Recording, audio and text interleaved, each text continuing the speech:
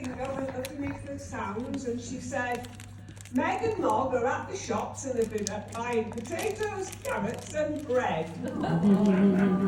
So I said, what a clever girl, what a clever teacher of mine. But in my heart of hearts, there was something that was grumbling at me, yeah? It was like the next day when I said to her, Stacey, going to write some more in your book? And she said, yes. So I said, well, let's look at what we did yesterday. And she said, oh, I don't know what that is. And I said, it was Meg and Mog at the shop buying potatoes and carrots and bread. And she said, no, it wasn't. So I thought, oh no, I don't know where I'm going with this, but I'm going to keep going. Yeah, I'm going to keep going.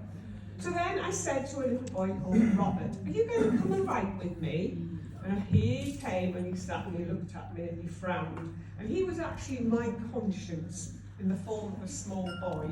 Because he said to me, oh no, I can't write, not by myself. If my mum writes it first, then I can write. And I thought, I'm not your mum, I'm your teacher. Why am I teaching you? So I said, would you like to write something in your book? What would you like to write? And he said, I'd like to write Meg and Mog are flying on a broomstick. Okay, let's see if we can think of the sounds that you can hear. Well, I think Meg begins with an M. Will you show me how to write that? And I thought, I don't know what I'm doing here. I am floundering. He is my conscience. He's telling me I am not teaching him. I'm pretending. He's pretending, although he realises it. So I didn't give up. Come on, Meg and Mog stories with Robert. So the next day, poor little lad, hold him over, let's have another go. So he wrote, Meg and Mog are buying some milk. So if you look very carefully, you can see a That took us all day. Can I tell you, that took us ages, to the detriment of the rest of the children in the class. But I was wanting him to do it.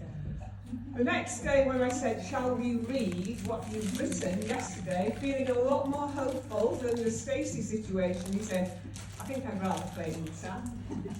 And I thought, I think I would as well. I was in a right mess. In fact, my head was exploding. I didn't know what to do. What was happening in the world around me?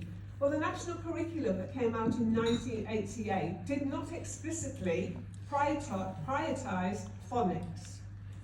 By 1997, many schools didn't consider phonics appropriate for children in a reception class because it was seen as teacher-initiated, a formal activity often associated with worksheets.